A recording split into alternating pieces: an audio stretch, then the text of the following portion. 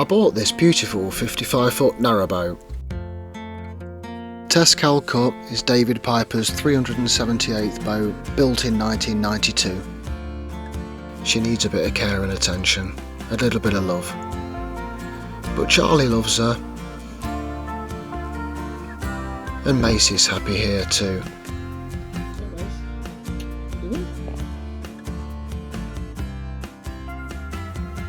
I'd done a pretty thorough inspection of the boat and I was clear on the work that needed to be done.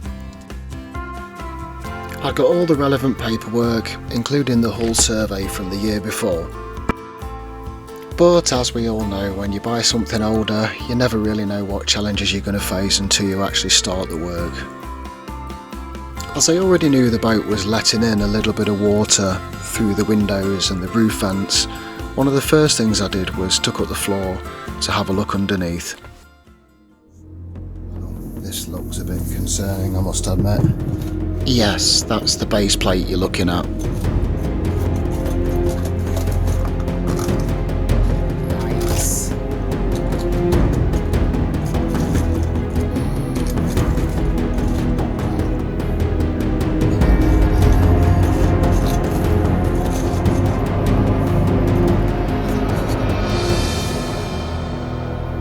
Investigation of the floor, under the floor. So, not the best thing you want to find when you take up a floorboard in your narrowboat.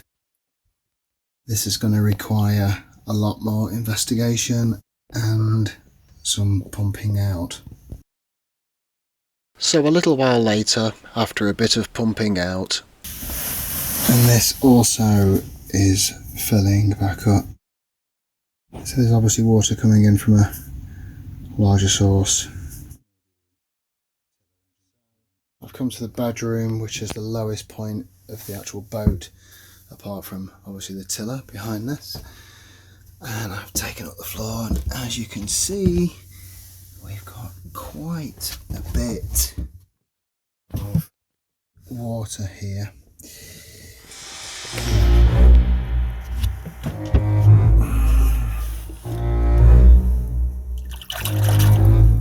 So that's going to need pumping out.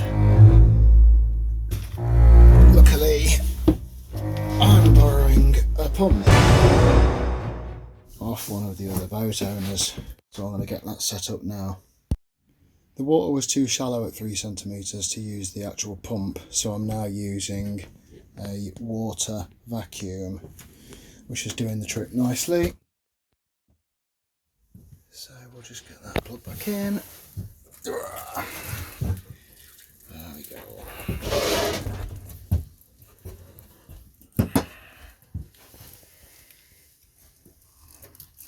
Okay. And turn her on. Looks like a dodgy fit, but the suction actually keeps it on.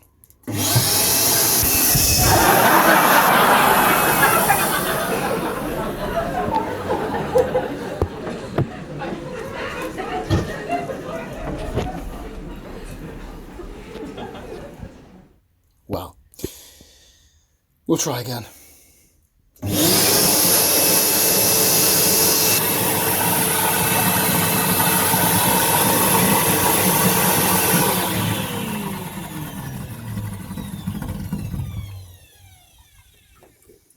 Better if you do it in the right hole. So it's better if you connect this into the correct hole, which is here, instead of the blowing out hole. So we'll try again.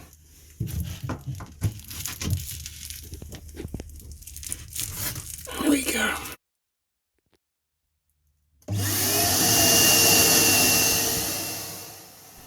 At no point was I worried that the water was getting in through the hull. I always knew that the water was getting in from somewhere within the boat. At the end of the day, the boat hadn't sunk. But as we can see, this is quite a lot of water to have inside the hull of your boat. Really not what you want to be seeing. So a little time later, and 25 aquavacs full. Did just pump all that water out, but there does seem to be some more getting in from somewhere. So that's going to need further inspection and investigation. Great day's work. Well, I'm glad it's just started raining, because now I've discovered where some of this water was coming from. So the pipe for sucking out all of the waste tank waste needs sealing outside. Now that will also explain why the boat has been filling up with water in the hull, because that's coming on the outside of the pipe, so that's just going to have been running down and ending up in the hull of the boat. As you can see, that's a decent leak. I'd always intended to remove the internal waste tank pump out toilet and replace it with something else. I was aware the toilet did have a leak, and having removed it, we can see here that leak looks like it's been going for some time. And now as we dig deeper, it's looking more likely we might have found the problem. Now we can see the metal tank and how badly it's rusted. It's obvious that this has been leaking for a very long time. And once we got round to removing the tank, there was sections of it that were so badly rusted we were able just to tap a hole in it. So to make sure you don't miss out on the next video of us removing this tank, please like, subscribe and get notified.